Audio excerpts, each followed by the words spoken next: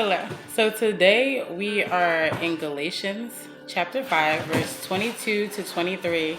Sorry for the ruckus in the back. That would be Judah and his brother, Baby Gil. They're playing in a box. But anyways, the Holy Spirit produces this kind of fruit in our lives: love, joy, peace, patience, kindness, goodness, faithfulness, gentleness, and self-control. There is no law against these things. And the things that we just listed are called the fruit of the Spirit. They're attributes of the Spirit, they're attributes of God, and they become attributes of us when we truly follow Christ and his teachings, and we truly build a relationship with God and the Holy Spirit. So the first one is love, and that is unconditional benevolence. It's when you're always seeking the highest good for others, no matter their behavior. In 1 Corinthians chapter 13, verse 4 through 8, it describes love as: love is patient and kind. Love is not jealous or boastful or proud or rude. It does not demand its own way. It is not irritable, and it keeps no record of being wronged. It does not rejoice about injustice, but rejoices wherever the truth wins out. Love never gives up, never loses faith, and is always hopeful and endures through every circumstance.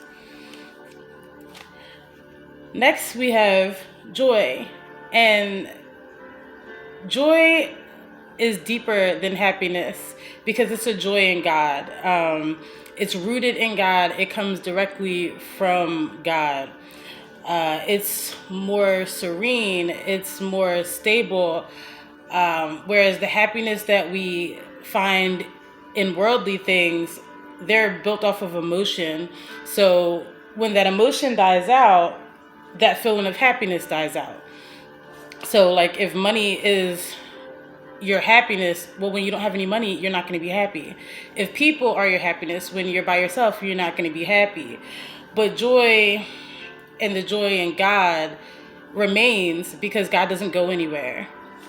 So when things get hard, you still can have a joyful nature because that joy isn't placed in things or people, it's placed in God. Next we have peace, which is the contentedness in all circumstances. It's wholeness, it's completeness. It's the point when your soul reaches a point of tranquility that makes you unaffected by the things that are going on the outside, the circumstances that are occurring, the pressures of life. When you embody true peace, none of those things really bother you. Do they have effects? Of course, we're people. But when you have true peace, you can still maintain your demeanor despite those things. Just because the world around you is going crazy doesn't mean you're going crazy too. Then we have patience. And I think everybody struggles with patience. But patience in this sense is actually the refusing to avenge oneself. It's also slow to anger and rich in kindness and fidelity. But in the sense that they're talking about here, one version of it is being capable of taking action towards people when they do things to you, but then choosing not to. Patience also is called long suffering sometimes, and endurance, because those are patience in the sense of what we consider patience in like the outside world. Then we have goodness. Goodness, showing mercy to sinners. You can think about goodness when you think about the goodness of God. It's the moral excellence, the virtue, the uprightness of your heart and of your life. It's the best part of anything. It's these cats. It's the essence, like it's an essence of itself. Like I said, when you think about the goodness of God, when you're trying to understand goodness, it's all of the stuff that God does to us that we don't deserve. And those are the things that we need to do to other people, regardless if we feel like they deserve it or not. Then we have faithfulness. In this essence, it has two different ways to go about it too. Overall, it's overcoming temptation. And when you think of faithfulness in the word, just faithfulness, you think of being trustworthy and being faithful. And when I think of that in the sense of how God looks at you as an individual. Like, are you trustworthy? Are you faithful? Can you be relied on? Like, can God rely on you to execute his will? Can he rely on you to execute his plans? Can he trust putting you into official offices and giving you official duties, and know that you're not going to succumb to the temptation of making more money on the side, or succumb to the temptation of being famous and focusing on that instead of reaching out for souls and teaching the masses. In another sense, it also means like to be easily persuaded, meaning in the sense of when God says something, do you question it or do you just go with it because God said it? Like God said, you can believe, confide, and trust in him. Do you believe in him? Do you confide in him? Do you trust in him? Or do you just say those things and then doubt it when the time comes to do it? Do you trust God's promises? Like if he tells you that he's going to do something for you, do you hold on to that, or do you give up when it doesn't come as quickly as you want it to come? Those are all things that show faithfulness, when you're able to do those things, when you're able to hold on to the fact that God says something. It doesn't matter what it looks like to anybody else.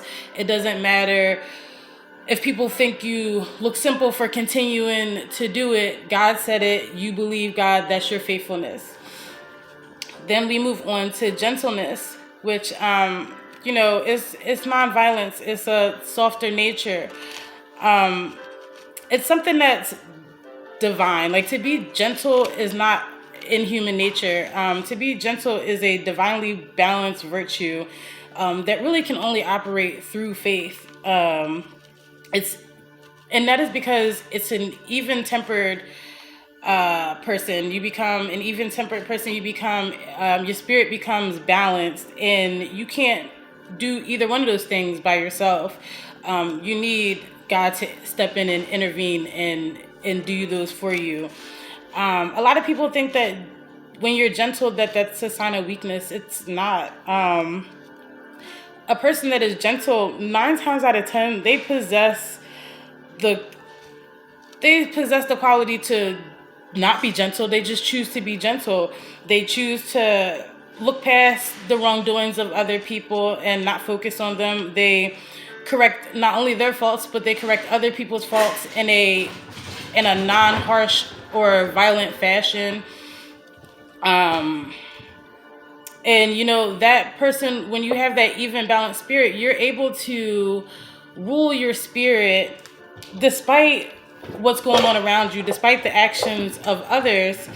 And gentleness kind of leads into self-control as well, because the self-control portion of it is obedience unto death. And self-control is having a strong mind, mastering the ability to control your thoughts and your actions, and I'll even throw in emotions as well, because it's easy to not hit somebody, but it's not so easy to not think about hitting somebody, and it's not so easy to let those emotions die down that will cause you to do so. So when you're able to master that, I feel like, well, you need help to master that, because we're all people. It's only by the grace of God that we are semi-decent. So when you master that self-control, that's where that gentleness comes in, because once you master yourself, what other people do doesn't dictate what you do. And that is not a weakness at all. That is a strength beyond strength, and that is a strength given to us by God.